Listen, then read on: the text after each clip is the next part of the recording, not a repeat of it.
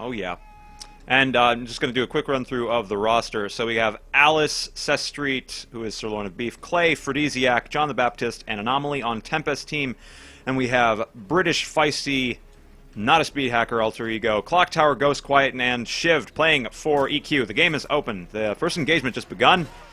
And looks like Shivd is just coming out swinging. Getting an immediate double kill. And could go either way, really. Wow. It's very even engagement right now. It's 2v2. Oh, and EQ takes that final kill necessary. However, Tempest gets their spawn finally.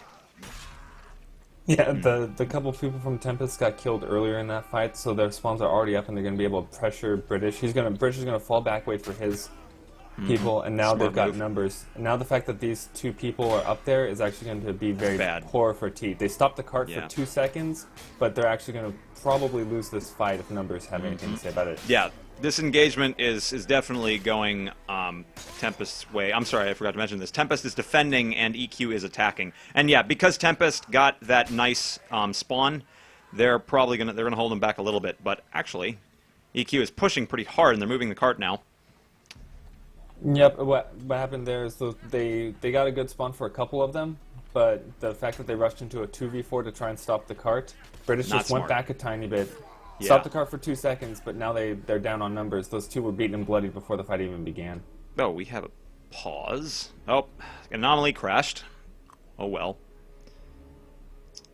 Torn banner for you. Torn Clock bananas. Tower with the bad manner in the chat. May Torn banner bless you.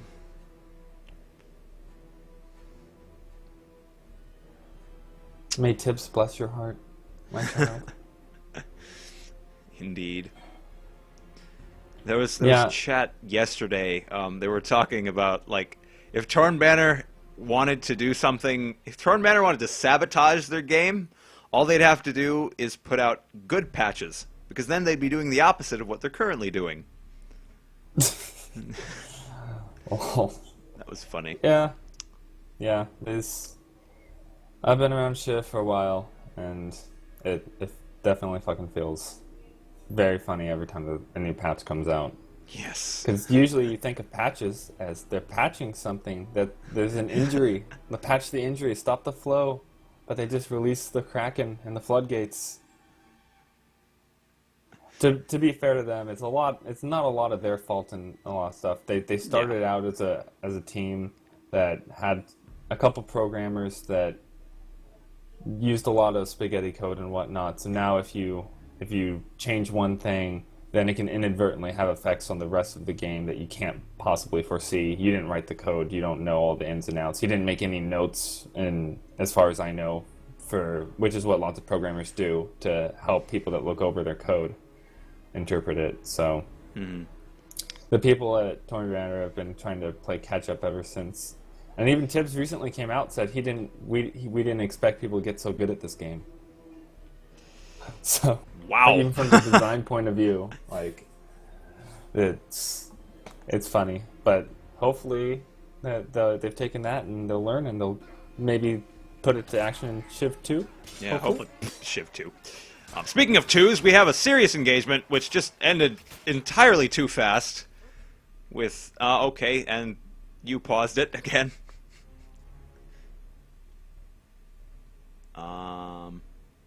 Okay, yeah. Good form asking Anomaly. He's in. Guess he is. I don't think he's spawned yet. That premature pause. Yeah, that like completely cleared EQ. Well, he wasn't in yet. Card is stopped. Yeah, I know. They definitely prematurely unpaused it.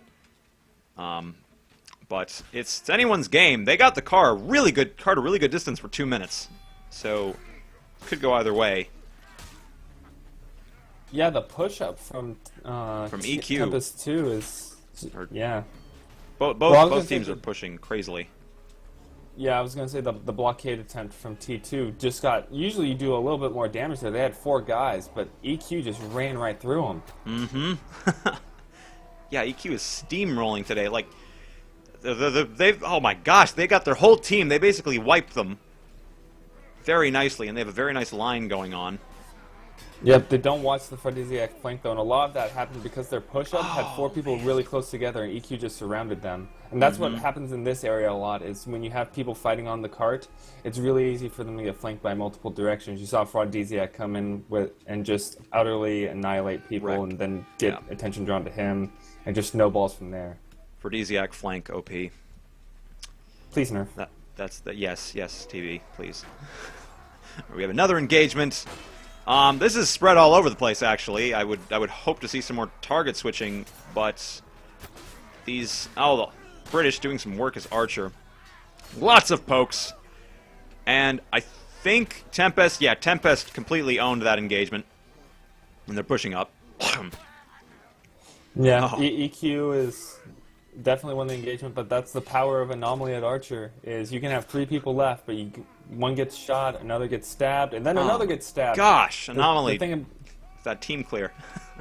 yeah, the thing about Archers is every single time that you finally get to them, half the time, you fought through the melee to get to them, you've been shot at, you're beaten and bloodied, and the short sword, the fact that it does little damage doesn't matter as much as the fact that it's super fast and can finish you off.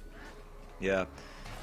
Archer melee is extremely powerful with that after engagement. Okay, this engagement was a bit of a clusterfuck. Actually, some really good target switching from EQ, but it's not enough. Anomaly too strong. Oh gosh, Clay with that Sword of War. Yep, looking at the scoreboard, it looks like Sirloin of Beef has 14 assists, which is impressive even for a man-at-arms. I mean, you consider firepots and whatnot like that is somewhat easier to get assists, but I actually haven't seen too many effective firepots actually, so he's getting a lot of pokes in, which are really effective. Okay, this engagement's hugging that rock wall, and it doesn't look too good for Tempest right now. It's 3v1 in melee, but the Knight's pulling them back. That's good for time wasting, actually. Yeah, they're devoting a lot of resources. That's how John the Baptist plays, is he plays this very war of attrition style, and the fact that he has a shield makes him hard to take down. He just draws the aggro, and by the time they actually get their MAH at the cart, the Tempest team has already respawned.